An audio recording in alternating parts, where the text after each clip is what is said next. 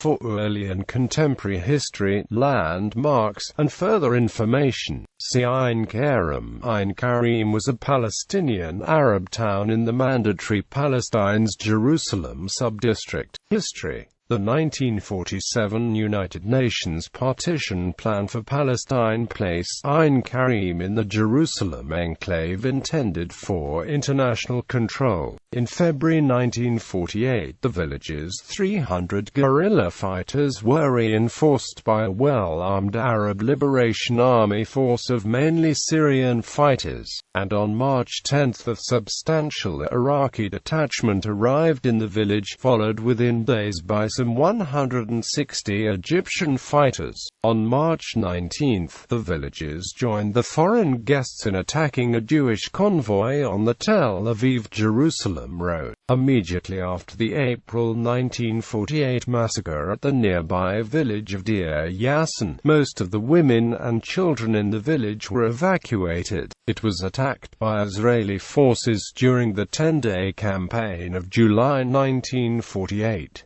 The remaining civilian inhabitants fled on July 10–11. The Arab Liberation Army forces who had camped in the village left on July 14–16 after Jewish forces captured two dominating hilltops, Kirbet Beit Masmul and Kirbet al-Hamama, and shelled the village.